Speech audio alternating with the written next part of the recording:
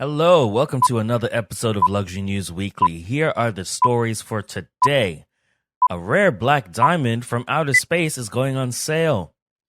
A $11.7 million giant gold cube is left in Central Park for a day. Picasso's descendants are selling never-seen-before ceramic pieces as NFTs. The Richemont Group appoints a new chief sustainability officer, and Kim Kardashian's Skims brand doubles its valuation after raising capital. Welcome to Luxury News Weekly, your number one source for luxury news. I'm your host, Simba Wakatama. And I'm your host, Elizabeth Solaru. Let's get into it with this space diamond. Now, there is a mysterious black diamond that is up for auction, and it's expected to fetch about $6 million at Sotheby's. We love Sotheby's. And the word on the street is this might be a space diamond. What do you think about this, Elizabeth? Well. They did say that it's very, very rare. A black diamond is extremely rare. I love the fact that it's 555.55 carats. And because 5 is my lucky number, so I want to believe that this diamond was absolutely made for me. Plus, I'm black, so it kind of goes. But on a more serious note, this diamond is called a carbonado, is extremely rare, and they have only ever been discovered in Brazil and the Central African Republic. The update to this is that the diamond has actually been sold by Sotheby's. It didn't go for 4.4 million as expected, but it was sold for about 3.1 million pounds, and it was bought in cryptocurrency. And a cryptocurrency entrepreneur called Richard Hart, he took to social media to claim that he was the buyer of the Enigma. That's the name of the diamond. But he said as soon as he takes hold of the diamond, he's going to call it hex.com diamond. This is in reference to the blockchain platform that he founded. So again, for him, this is a bit of publicity. This is a bit of PR for his blockchain platform. So interesting, I find. But well done to Richard, and all the very best. Yeah, this was discovered in Brazil as well. And I'm curious as to the history of this diamond. Of course, we usually like to know where the diamond comes from, where it's going, etc. And it seems that continuing with the 555 thing, they cut it to display 55 faces or facets. Oh. So they're really pushing this 555 thing. I know, right? Well, if Richard Hurst is listening to this, again, 5 is my lucky number. 55, that's a great age for me. I think the universe is trying to tell me something. But on a serious note, though, they did say that black diamonds are around 2.6 to 3.6 billion years old, so that they've existed even before the dinosaurs existed. And they said the Earth itself is around 4.65 billion years old. So that means that the black diamond was probably one of the first gems to be created on Earth. So very, very interesting. They did say, though, that the exact origin of these diamonds are shrouded in mystery. So who knows, maybe aliens are amongst us. Who knows? They're just planting diamonds. They should come and plant one in my house, in my garden. Well, just dig. Keep digging. You never know. You never know. Yeah, absolutely. So space rock, maybe. We'll find out soon. Well, okay, we won't anymore because obviously the crypto founder owns it now, and I doubt he's going to investigate, because if it turns out not to be a space diamond, that's not good for publicity, is it? No, but then again, he bought in cryptocurrency anyway, so Yeah. Yeah. Well, that's a fun little story, isn't it? You've listened this long. You're enjoying the conversation. You might as well check us out on Instagram and TikTok at Luxury News Weekly and leave us a nice review. Back to the program. Well, keeping up with some interesting stories, let's talk about this strange giant gold cube that was actually left in Central Park, of course, with its security detail. Not that you'd be able to pick it up anyways, because it is actually made out of 24 karat gold, and it's $11.7 million worth of gold. So a German artist called Nicholas Castello, he actually created this gold cube, this gold object, as a physical work to launching his cryptocurrency. What is it with just crypto in 2022? Can we not do anything else? Like we're covering luxury news, but it sounds like we're covering crypto. You know, it just keeps coming up everywhere. All right, well, let's get into this. He is, of course, launching his own Castello coin, which actually I kind of like the name of Castello coin. yeah. Yeah, but he's doing this exhibit to to pursue that. The nice thing about the gold cube is that he can use this. They only use it for a day, so he can get the gold, cast it into the giant cube, and then give it back when he's done. He doesn't necessarily have to buy all that much gold, right? So, and it can be made into whatever. So, very interesting. Very interesting. What's your take on this?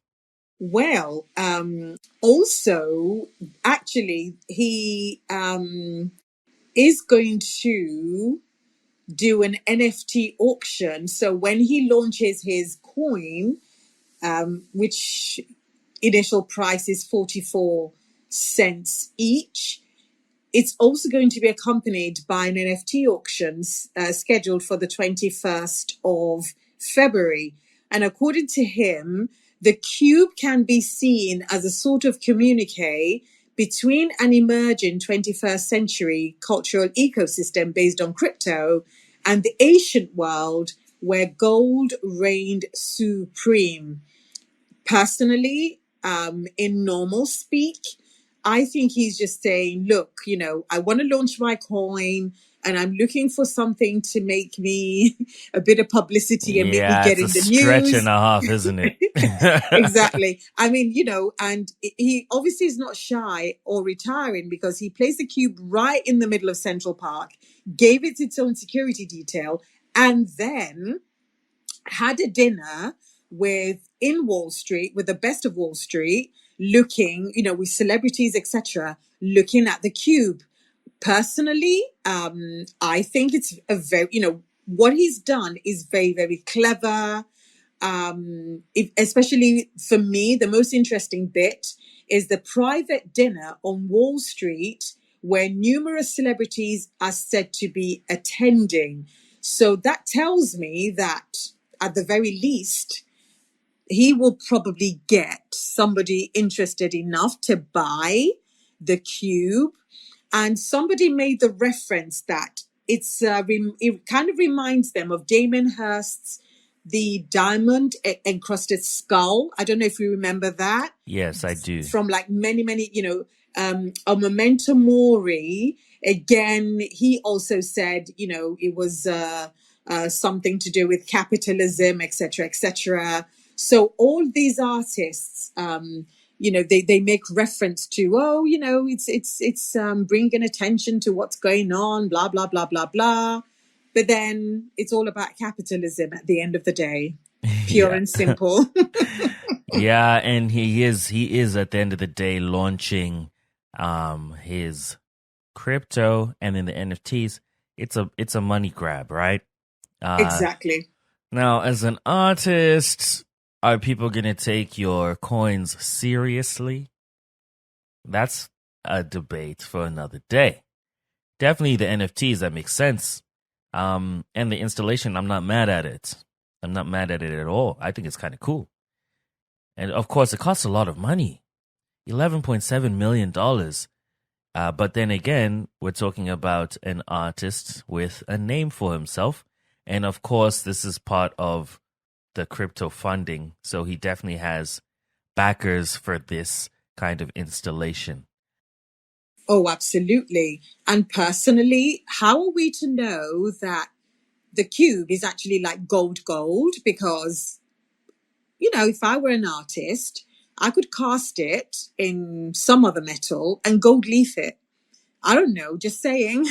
That's true. I believe it's gold, though. I believe it's gold. But I believe it. But I do believe it's gold. I think he sounds like he has that kind of clout to get the gold. And like you said, all he has to do is return the gold. Yeah, it's not a big but deal. just make sure it doesn't disappear between, in transit. That's all. Yeah, take a little chunk off the edge. Gold is very soft. You can just, nip a chunk, or especially 24 karat gold. It's pretty soft. You can just cut a piece off. Yeah. So now let's talk about Picasso's heirs. They seem to be getting onto this crypto bandwagon as well. So Picasso's granddaughter and her son are actually selling off some digital artworks of his ceramic works that haven't been seen before. So they're selling over 1,000 digital art pieces as NFTs and physical works. Now, what do you think Picasso would think about this? I think he'd be all for it, actually. He was quite ahead of his time. He was a little bit crazy. I think he would think it's fantastic. And for me, this is where I think NFTs can actually benefit artists, because with NFTs, what makes them absolutely unique is the fact that you can build into the contract that every time your NFT is resold or sold on, you get a certain percentage as the original creator. I think that is brilliant. So that means potentially the Picasso family can make a mint out of these 1,010 NFT collections that they are giving out there. As long as they're authenticated, as long as they're unique, as long as they're not spam or poor quality pieces, I think they can continue to make a mint. And that ensures the generational wealth building, because Picasso has the name. He painted, I can't even imagine how many thousands and thousands of paintings and ceramics that they must have lying around the house. So if they're creating NFTs out of, 1,010 NFTs, why not? Why not? So I think you definitely will be all for it. I think they're going to sell, and this will, they're going to resell, and the family will just eat off of this forever, right? Like you mentioned, when you have built into the contract the royalties, those royalties alone, I think it's a smart move, better than just selling the art once. Now, here's what I like about, I'm not on the NFT bandwagon, but in terms of what's kind of going on, it's kind of the Wild West. But I really do like the technology. I really do like NFTs, the concept. And I think this is a perfect application, because it's not about NFTs in this case. It's about art. It's about, the community of art lovers around this family, right? The family name. So I really love this application. And like you said, when it comes to authentication, that's when I really feel the power of crypto comes into play. It's not the only way to authenticate. Of course, we've had private databases and that kind of thing. But for art, when you want to show off what you have and prove that you own it, then the NFT world becomes kind of the best way to do that. And so I'm very happy with them, what they're doing. I think Picasso would love it, like you said. And it makes for a nice little break from the classic pump and dump NFT, right? Exactly. And I think, I mean, let's look at it this way, right? Say, as we go more and more into the metaverse, and people are buying real estate in the metaverse, they are building houses and they're creating communities, etc., especially the younger generation. This brings Picasso to the younger generation, number one. And number two, it means that potentially when you've built your empire or mansion in the metaverse, you can actually furnish your mansion with authentic Picasso pieces, potentially. So, and they become collectibles. And if they stick to the rarity value of some of the NFTs, I can potentially see this exploding. So, congratulations to the Picasso family. Yeah, congratulations. All right, now let's take a break from the NFTs for a sec here and go on to the Richemont group, okay? We are interrupting this episode to tell you a little bit about the people behind Luxury News Weekly. I'm your host, Simba Wakatama, the founder and CEO of Volo Bespoke. We personalize jewelry storage for the jewelry you wear. Find me on Instagram or LinkedIn at Simba Wakatama. I'm Elizabeth Solaru, founder and CEO of Luxury Business Emporium and Elizabeth's Cake Emporium. You can find me on LinkedIn as Elizabeth Solaru or on Instagram as Luxury Business Emporium. Now, they are actually appointing, or they have appointed a new chief sustainability officer. Yes. Right? Yeah. So her name, and I'm going to butcher this, Dr. Beringer Rashat. I hope that's close enough. Dr. Rashat, if you want to correct me, please come on the podcast and correct me so the whole world knows how to say your name correctly. Now, Richemont Group has been under tremendous amount of pressure to change their executive structure, right? And leadership. And this is, I guess, one of the things that they're looking to improve on as far as their portfolio brands and obviously cleaning up the look they have, because they're not known for being the most, how do we put it, ethically sound luxury group. Now, what do you think about this, Elizabeth? You used to be a headhunter. You can read into this. What is this telling you? What do you feel? Well, it tells me a lot. This lady, if I had her as a candidate, she definitely will be my A-star candidate because she's very well read. I would find her PhD in international relations to be particularly impressive, because that means she's got a very, what's the word I'm looking for? She would have a deep, because with PhDs, very narrow, but very deep focus on whatever that entails in her subject area. She went to the right schools, etc., from a very privileged background, maybe, who knows? However, she's won awards. She won the Head of Sustainability of the Year award by the Ethical Corporation. That means she's got clout, and that means she's got those contacts. She's built those relationships. So she can make Richemont look good within a short time with her appointment. Her appointment signals that they're headed in the right direction, which is fantastic for them. But this is a massive, massive but. Culturally, within the organization, are they ready? Because with many luxury groups, it's all about the bottom line, right? So if she's advocating certain ethical practices that might impact the bottom line, there's a clash there.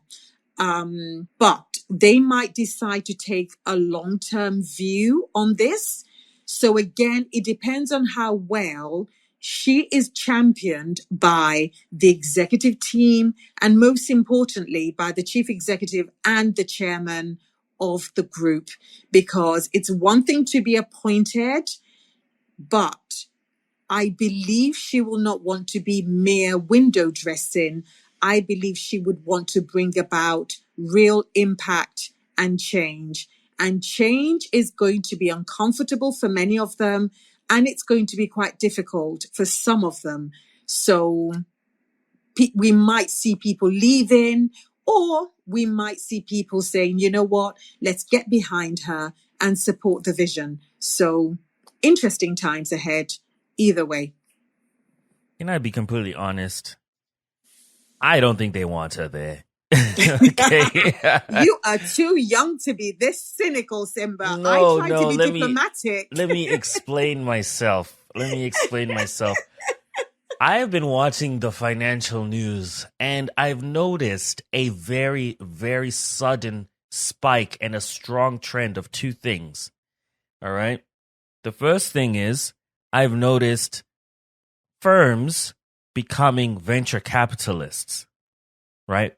Brand management firms, or, financial firms like, say, a KPMG or, like a Deloitte. They're not venture capitalists, and now all of a sudden they're jumping onto the bandwagon, right? And they all are creating funds around the $100 million mark. It's strange because they're all doing it at the exact same time. And the other thing I've noticed is that there's a wave of activist investors. For those who don't know what activist investors are, they are investors that buy a stake in a company for the sole purpose of influencing the leadership in the company and making changes. That's their whole job. We buy to make changes and put pressure on the leadership. There's been a wave. So with those two things, I think what's happening now is we're gearing up for a push towards a complete revamp of the way businesses are run and operated, from the old boy tactics to the new school tactics, right? Now, we had mentioned in an earlier episode that activist investors put pressure on Richemont, right? And they have been looking at acquiring Farfetch. I don't know if they did it already. I'll have to check that. They're acquiring Farfetch. Their Yukes Net-a-Porter situation, fiasco, let's call it, was a mess, right? They've been mismanaging brands, underperforming consistently, and just having an overall bad culture. So activist investors are coming in there. They already came in there. They're already in, and now they're making changes. And I think we're looking at a change. Now, Miss Rashad over here, unfortunately, is going to be part of a war, an internal war. And usually the first one in is the first to die. So, so best of luck. But you know what, though, I don't let us be too cynical. I mean, I like I said, it's a culture thing. You never know if. Again, gosh, I'm trying not to be cynical. I'm trying to believe the best, that they've gotten to a size where, like you said, they now are attracting activist investors, etc., etc. So if they've seen the writing on the wall, they should not play at mere window dressing, but give her the opportunity to really effect real change. But I'm not going to hold my breath on that one. Yeah, I wouldn't hold my breath either. Since when has a luxury company such as, now mind you, they came from being a mining firm. All right, this is why their practices are kind of so. Yeah. Yeah, the history matters. And Mr. the actual founder of Richemont, he's South African. He's an old Afrikaans guy, and he grew up in the era of apartheid, and of course the mining industry, and so on and so on and so forth. Needless to say, he's not a soft man. You know, it's going to take a lot more than just a little push to nudge him in a different direction. I would beg to guess he's a strong-willed person, like you would have to be to grow a company of this size. But then you would also have to be, you can be strong, but still bend, because if you don't bend, you will break, especially with times changing, with whether we like it or not. This is now a new day, a new dawn, a new generation of buyers who are willing to hold people to account. So I suspect that he will bend where he needs to, because you don't get to be that size and you don't get to navigate shark-laden waters if you're not willing to adapt and bend. Because for me, it's not survival of the strongest or survival of the fittest. It's survival of the most adaptable. So that's where I think he will definitely... This appointment tells me that they know the winds of change are here, because they didn't have to appoint this person, but they did for some reason. Yes. And I wonder, do you know if they created the position for her or they just appointed her to the position that already existed? No, I don't think the position ever existed. I think she's the first. You see, right there. I think she's but there's but remember though, I remember many years ago, I remember distinctly telling the CEO of the company where I was working as a headhunter that very soon we're going to see the appointments of a chief information officer or a chief technical officer. Mm-hmm. And she looked at me like I was speaking Greek because she was thinking, but why? I mean, this was a company where I was trying to explain I was trying to explain the concept of Twitter. I was trying to explain a microsite to this company. It was what we call a panel type, a wood panel type headhunting firm. Very traditional, very English, very, very old fashioned. Mm-hmm. They did not get it. But I see them tweeting now. I see them appointing chief information officers left, right, and center. Yes. So my point is the winds of change will happen to the best of people. He may not understand why they need a chief sustainability officer, but they've appointed one and it's public. So if I were them, I would milk it for all the PR that I can get. Yeah. I will milk it for the PR. I would send her everywhere. I will do conferences. I will do the lot. Oh, yeah. However, and her resume is out of this world. I know, she's an A-star candidate. Is it even possible to be overqualified for one of the highest positions in the world? Because she is. No, I don't think she's overqualified. I think what makes a difference is she could be, because I've seen candidates like that are very academic, mm-hmm. that they're no use to the real world. But But I've also seen extremely academic candidates who are so practical in how they deliver. Again, my mind goes to a similar candidate, PhD from Oxford, absolutely incredible. But the board got scared. They did not appoint him because they felt he was too academic and they were just scared of him. They felt intimidated by his intellect. But he was such a practical person. So again, a lot depends on the board, the culture. For her to be appointed, something happened, and I'm leaning towards good intentions. I know we might not believe that totally. I don't believe it. I'm just saying it for the record. I don't believe it. You can't convince me that Richemont Group made an ethical decision.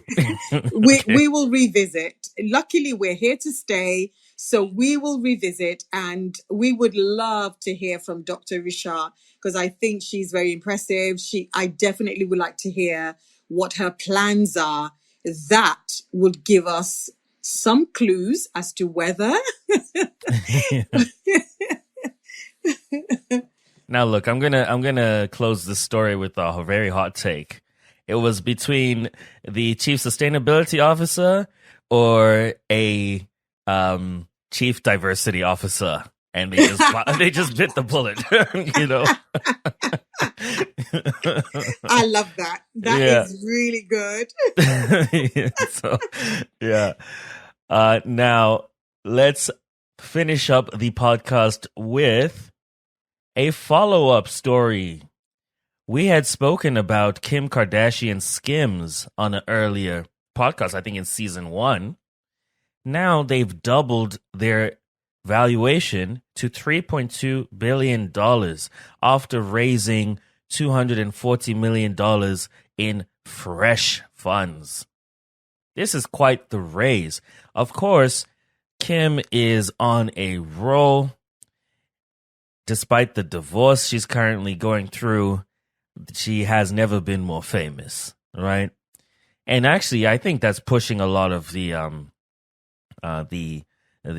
publicity. Not to say that she wasn't famous beforehand, but hello, they are pushing sales when it comes to Skims and when it comes to her makeup brand as well, and KKW. And also her collaborations with various brands, Balenciaga being one of them. She is on a roll. So obviously her net worth doubled as an effect, right? So she's probably now well into the $1 billion mark, and she can compete with Kanye now on that regard. What do you think? Oh, absolutely. I do feel some kind of way about the family in general, but you've got to give that family their due. They work hard. Absolutely. Kris Jenner, I wish you were my mommy because the woman, she can bring out whatever existent or non-existent talent her daughters have if they are willing. But on a serious note, with Skims, Kim has done the right things. For me, the most impressive collaboration for me was the one she did with the Olympic team of the United States. Yes. I personally thought that was a stroke of genius, because that told me that, yes, this is a serious business now. It's not just about skin tight, skimpy wear for, young girls or whatever. This is actually a serious player in the market. And all she had to do is if she probably secured a number of those collaborations with government, that to me tells me, yeah, she is serious about playing in that space. Also, the ability to raise funding, because she raised $240 million in fresh funds, I believe, obviously, to expand. She probably might be looking at other territories outside of the US. Who knows where she's looking at? But I think for me, personally, I think she is doing phenomenally well with Skims.